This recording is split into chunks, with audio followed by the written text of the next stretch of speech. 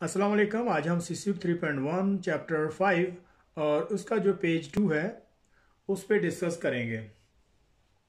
What is the purpose of a welding procedure. Welding procedure का मकसद क्या है। और welding procedure can be utilise for many purpose which में include. Welding procedure बनाने के बहुत सारे मकसद हैं जिनके लिए इसे इस्तेमाल किया जाता है।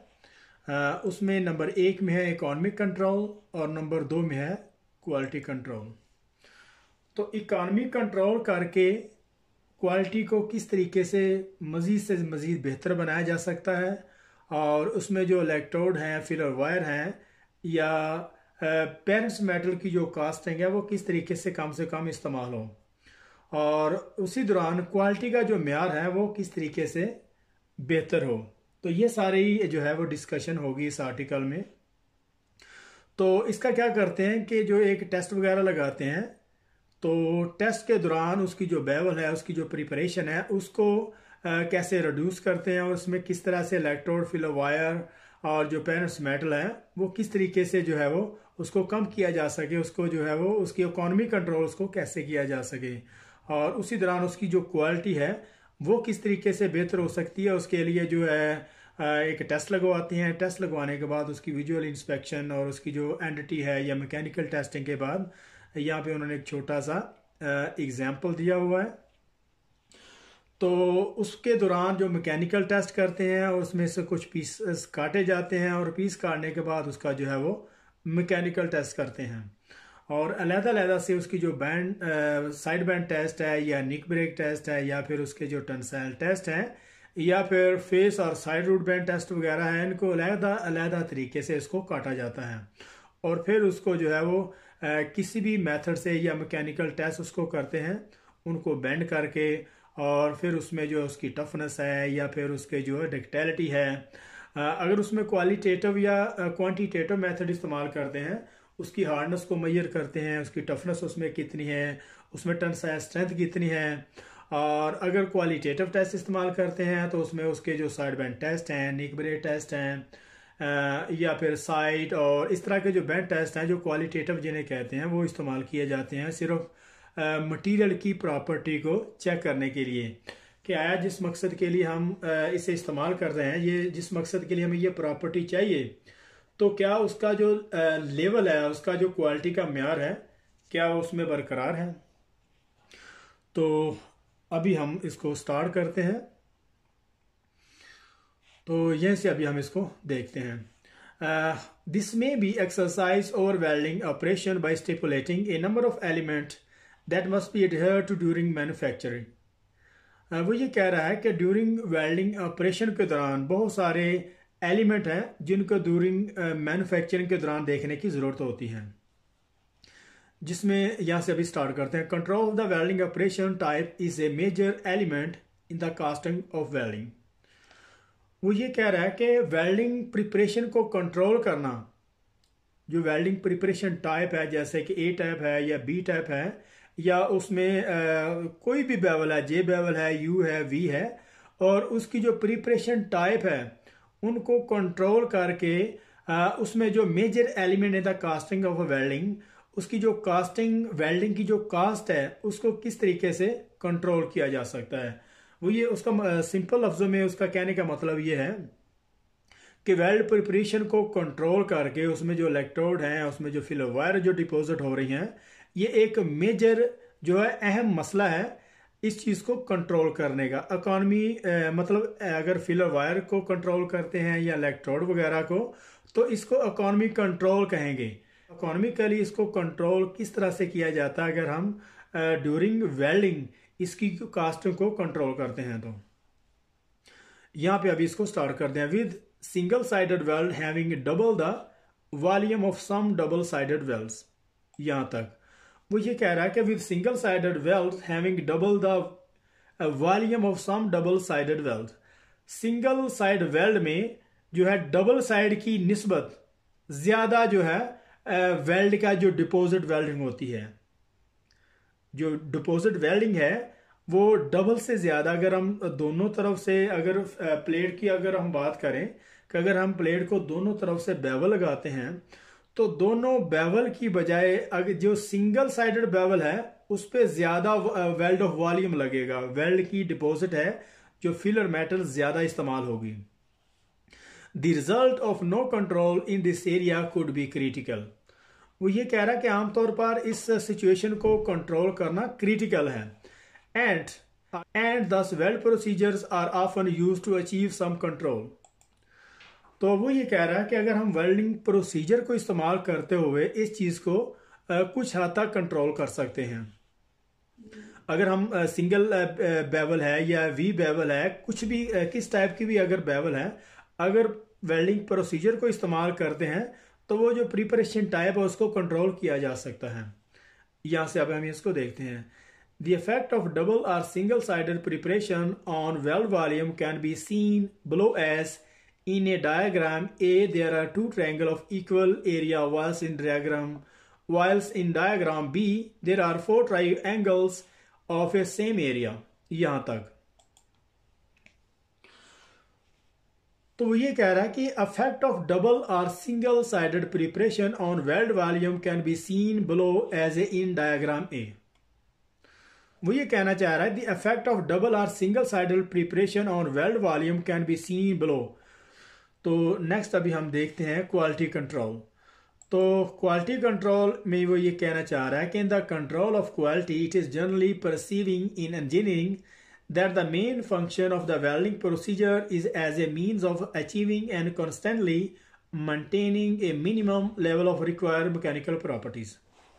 In the control of quality, it is generally perceived in engineering that the main function of a welding procedure is as a means of achieving and constantly maintaining a minimum level of required mechanical property। यहाँ तक तो वो ये कहना चाह रहा है कि क्वालिटी के कंट्रोल को आमतौर पर इंजीनियरिंग में ये समझा जाता है कि वेल्डिंग प्रोसीजर का जो मेन फंक्शन है इसे इस तरह से कहा जाता है कि जो मैकेनिकल प्रॉपर्टी का रिक्वायर्ड लेवल है वो कम से कम और लगातार कैसे मेंटेन रखा जाए।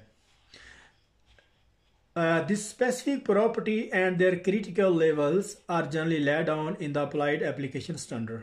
यहां तक वो ये कह रहा है कि the specific property and their critical level are generally laid down in the applied application standard. और जो स्पेसिफिक प्रॉपर्टी है और उसका जो क्रिटिकल लेवल है वो अप्लाइड एप्लीकेशन स्टैंडर्ड में वो मेंशन होता है कि हमें इस टाइप की जो प्रॉपर्टी टफनेस है, हार्डनेस है, उसमें टेंसाइल स्ट्रेंथ है, वो ऑलरेडी जो है वो स्टैंडर्ड में मेंशन होती है कि हमें इस टाइप की प्रॉपर्टी रिक्वायर होगी।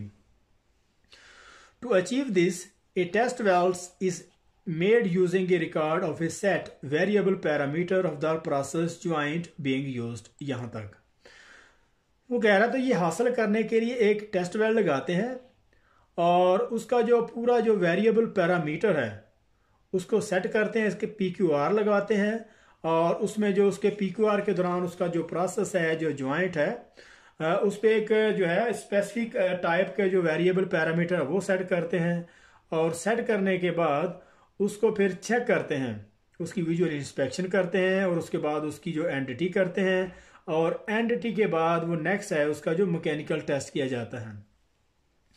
तो असल में समझाना ये चाह रहा है कि एक टेस्ट वेल्ड लगाते हैं, एक PQR लगाते हैं और उसमें कंप्लीटली तौर पे उसके जितने भी वेरिएबल पैरामीटर प्रोसेस है और ज्वाइंट, अगर हम ज्वाइंट की बात करें तो ज्वाइंट में कौन सी कॉन्फ़िगरेशन है उसकी, J है, U है, या वेल्डिंग प्रोसेस कौन सा इस्तेमाल हो रहे हैं और उस वेल्डिंग प्रोसेस में कौन से वेरिएबल पैरामीटर इस्तेमाल हो रहे हैं और सारे के सारे वो वेरिएबल पैरामीटर हैं उनको रिकॉर्ड कर लिया जाता है और टेस्ट लगाने के बाद उसकी जो एक विजुअल इंस्पेक्शन करते हैं और विजुअल इंस्पेक्शन के बाद उसकी एंटिटी की जाती है, वो RT है, UT है या जो भी स्टैंडर्ड को रिक्वायर होगी।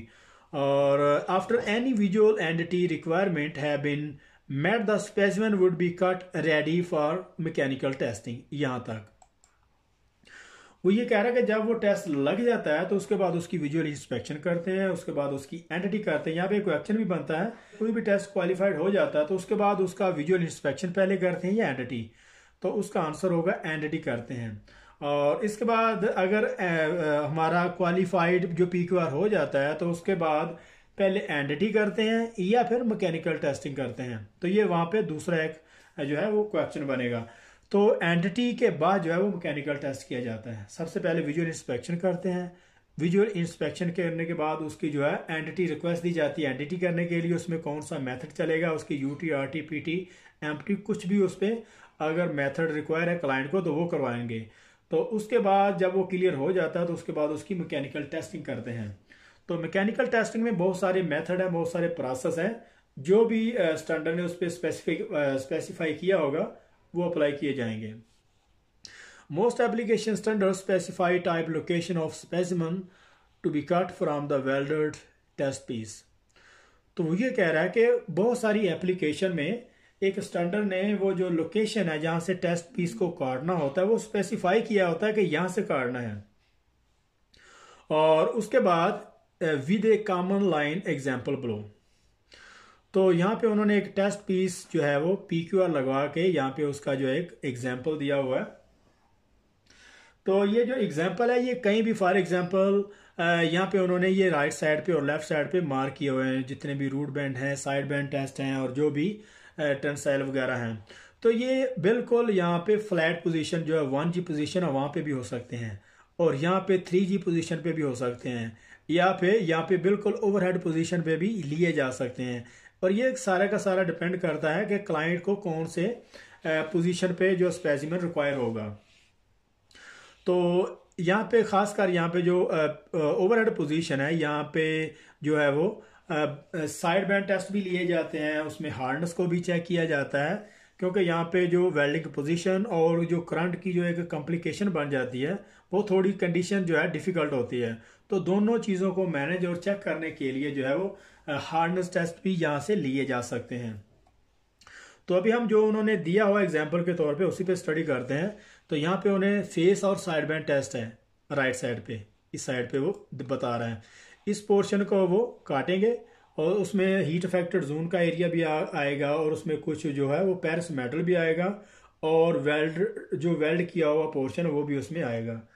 सेम उसी के पास ही एडजेसेंट एरिया में सेम उसी साइज का कुछ टेंसाइल टेस्ट के लिए जो स्पेसिमेन काटेंगे, सेम उसी तरीके से उसमें भी जो पेरिस मेटल का कुछ हिस्सा आएगा और हीट अफेक्टेड जोन का एरिया भी कुछ आएगा और वेल्डेड एरिया भी उसमें आएगा। तो इसी तरीके से रूट और साइड बैंड टेस्ट हैं, तो ये भी जो है बिल्कुल सेम उसी तरीके से किए जाते हैं। इसमें पेरिस मेटल इंक्लूड होगा और उसके बाद हीट अफेक्टेड जोन का भी होगा और वेल्डेड एरिया भी खास तौर पर उसमें शामिल होगा। और इसके बाद निक ब्रेक टेस्टिंग है और इसमें सेम उसी तरीके से ये सारे के सारे मेथड किए जाएंगे। जैसे फेस और साइड बैंड टेस्ट है ये क्वालिटेटिव मेथड है और टेंसाइल टेस्ट है ये क्वांटिटेटिव मेथड है। इसमें इसकी जो क्वांटिटी चेक की जाएगी, इसमें टेंसाइल स्ट्रेंथ या उसको जो न्यूटन पर मिलीमीटर स्क्वायर में लिया जाता है वो कितनी है। और इसके बाद जो फेस और साइड बैंड है ये डेफिनेटली क्वालिटेटिव है और ये क्वांटिटेटिव है। इसी तरीके से रूट और साइड बैंड ये भी क्वालिटेटिव है और निक ब्रेक टेस्ट ये भी है क्वालिटेटिव मेथड है। तो इसमें सिर्फ यहाँ पे इसको काट के मैकेनिकल टेस्ट करने के बाद इसकी जो क्वालिटेटिव सिर्फ इसकी मटेरियल की क्वालिटी को भी चेक किया जाता है। लेकिन कुछ इसमें मेथड ऐसे हैं जिस तरह क्वांटिटेटिव टेस्ट है उसमें टेंसाइल स्ट्रेंथ भी इसको चेक की जाती है और उसकी टफनेस भी चेक की जाती है और ये डिपेंड करता है कि क्लाइंट को कौन सी इसकी वैल्यू चाहिए होती है।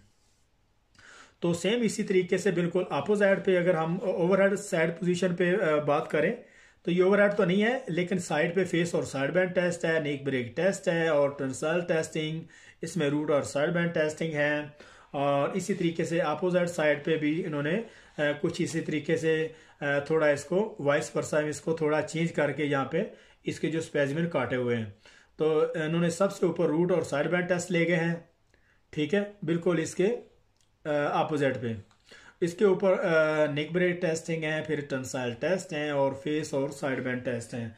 बिल्कुल इसको दोनों चारों पोर्शन चार एरिया में कुछ डिफरेंट काइंड के और मुख्तलिफ हिस्सों से इसके काटे हुए जो स्पेसिमेन है उसका जो है वो मैकेनिकल टेस्ट करेंगे और मैकेनिकल टेस्ट करने के बाद फिर इसको विजुअल तौर पर चेक करेंगे और कुछ की जो है टफनेस जो है असेस की जाएगी, इसमें टफनेस कितनी है। और अगर ओवरहेड पोजीशन में बात करें तो ओवरहेड पोजीशन में चूंकि वो इलेक्ट्रोड की पोजीशन और उसके अलावा जो करंट है जो उस पर वोल्टेज इस्तेमाल होंगे तो उसको भी चेक करना होता है कि क्या हार्डनेस टेस्ट यहाँ पे किस तरह से वहाँ पे मेंटेन की हुई है। तो यहाँ पे हमारा जो चैप्टर 5 का पेज 2 था यहाँ पे ख़त्म हो रहा है। तो मिलते हैं नेक्स्ट पेज 3 में। तब तक के लिए अल्लाह हाफ़िज़।